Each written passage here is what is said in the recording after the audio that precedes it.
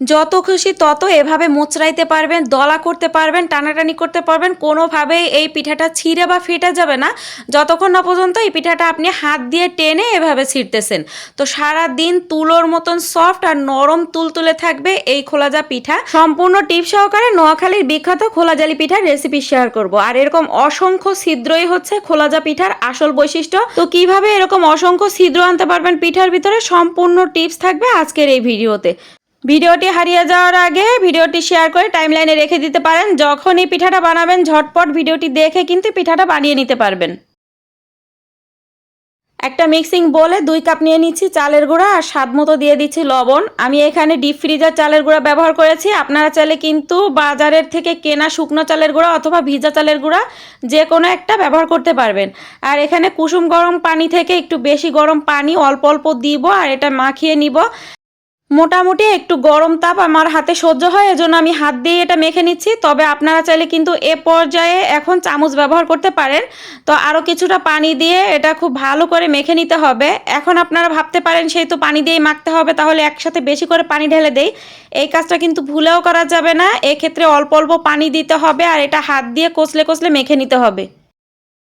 এখন যতটুকু পানি দিয়েছি এর থেকে বেশি পানি দেওয়া যাবে না। এতটুকু পানি রাখা অবস্থাতেই এটা খুব ভালো করে আমি 10 মিনিটের মতো এভাবে মেখে নিয়েছি। আমি যেভাবে চালের গুঁড়াটা তৈরি করে সারা বছর যে কোনো ধরনের পিঠা তৈরি করি সেটাই আপনাদের সাথে এখন শেয়ার করি।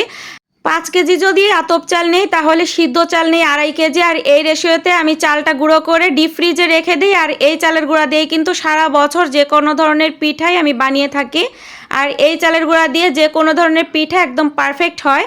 তো 10 মিনিট পরে ঢাকনাটা তুলে নিয়েছি। এখন একটা হ্যান্ড ব্লেন্ডার দিয়ে এটা আমি ব্লেন্ড করে নিয়েছি।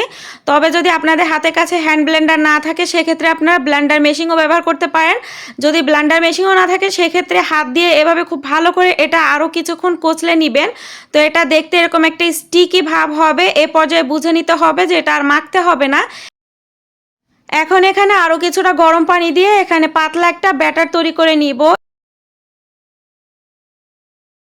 খোলাজা পিঠার ব্যাটার কিন্তু চিতই পিঠার ব্যাটার থেকেও পাতলা হবে।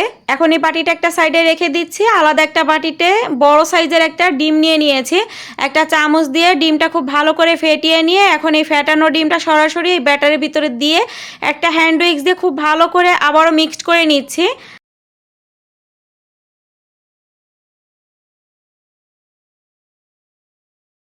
আসেন আপনাদেরকে একটা ডেমো দেখাই। ব্যাটার যদি ঠিক মতন পারফেক্ট না হয় আর ব্যাটার যদি অনেক বেশি ঘন হয় সেই ক্ষেত্রে কিন্তু পিঠাটা এরকম হবে, একটুও ভালো হবে না আর এটা কোনো ছিদ্রও হবে না।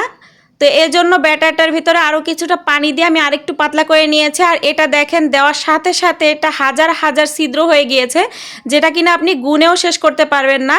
আর এই হাজার হাজার ছিদ্রই হচ্ছে খোলাজালি পিঠার আসল বৈশিষ্ট্য। প্রথমে একটা ছোট করে পিঠা বানিয়ে দেখবেন। যদি দেখেন যে পিঠাটা পারফেক্ট হয় নাই সেক্ষেত্রে আরও কিছুটা পানি মিক্সড করে তারপরে পিঠা বানাবেন। একটা পিঠা বানালেই আপনারা বুঝতে পারবেন যে ব্যাটারটা কতটুকু পাতলা করতে হবে। চুলার আঁচ একেবারে হাই রেখে এই পিঠাটা বানাতে হবে। চুলার আঁচ যদি কম থাকে সেক্ষেত্রে কিন্তু পিঠার ভিতরে এরকম জালিযুক্ত হবে না। আর এই পিঠাটা বানাতে কোনো রকম ঢাকনা দিয়েও ঢাকা লাগে না। এটা কিন্তু কয়েক সেকেন্ডের মধ্যে এই পিঠাটা হয়ে যায়। তো আমার প্রত্যেকটা পিঠাই কিন্তু এরকম হাজার হাজার জালিযুক্ত হয়েছে আর প্রত্যেকটা পিঠা এরকম তুলোর মতন সফট হয়েছে। আর এই পিঠাগুলো আপনারা চাইলে যেমন খুশি তেমন কিন্তু ভাজ করতে পারবেন, মোচড়াইতে পারবেন, কোনোভাবেই কিন্তু পিঠাটা ছিঁড়ে যাবে না যতক্ষণ না পর্যন্ত এই পিঠাটা আপনারা হাত দিয়ে টেনে ছিঁড়তেছেন। আর এই পিঠাটা কিন্তু সারা দিন এরকম নরম তুলতুলে সফট থাকে। সকালে বানিয়ে কিন্তু যখন খুশি তখনই আপনারা এই পিঠাটা খেতে পারবেন। গরুর মাংস, হাঁসের মাংস, শুটকির ভর্তা অথবা যে কোনো ধরনের ভর্তা অথবা আপনারা চাইলে কিন্তু এটা খেজুরের গুড় দিয়েও এই পিঠাটা খেতে পারবেন।